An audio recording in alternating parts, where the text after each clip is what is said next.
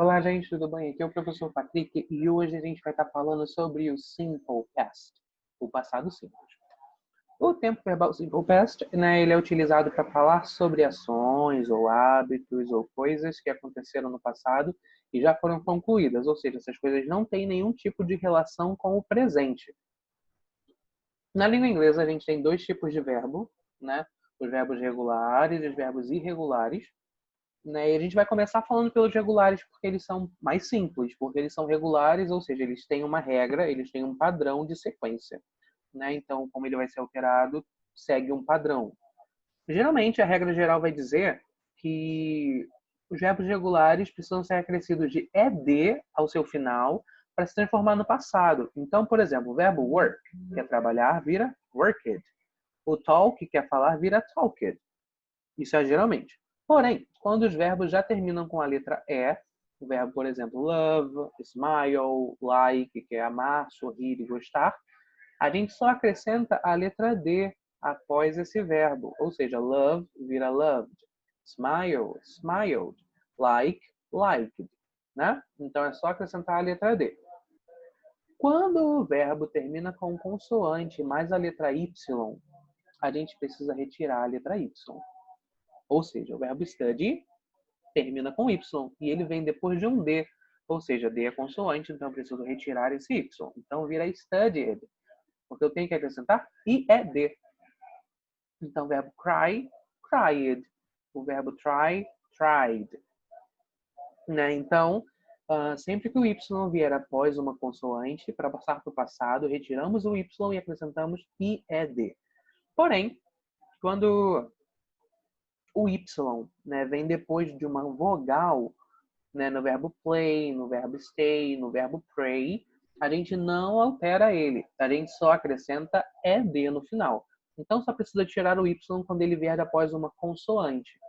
Há os casos também dos verbos que terminam com CVC, consoante, vogal, consoante.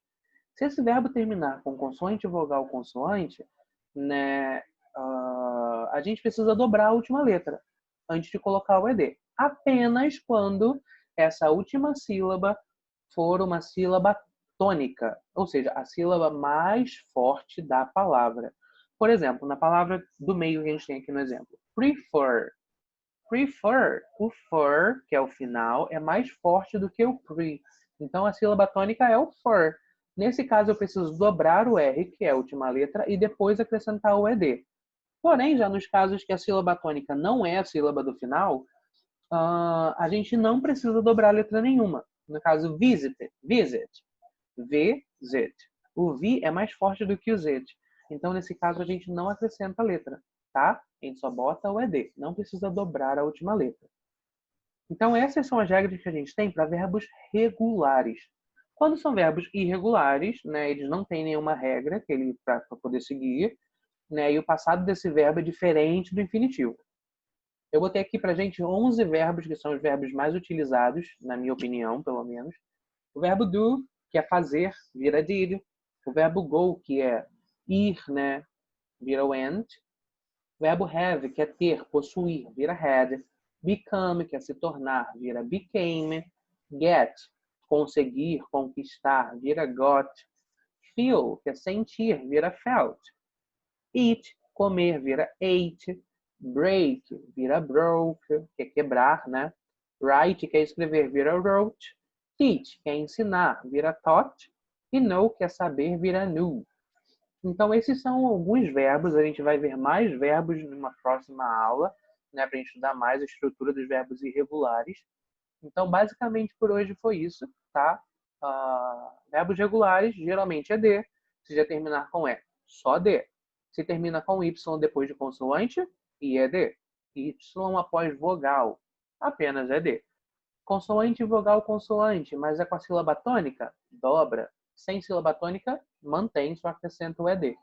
E como a gente falou, os verbos irregulares, eles são irregulares, como o nome diz, e eles não seguem nenhum tipo de regra, tá? Mas nas próximas aulas a gente vai estar vendo eles direitinho. Então, por hoje foi isso, gente. Um grande abraço, tá?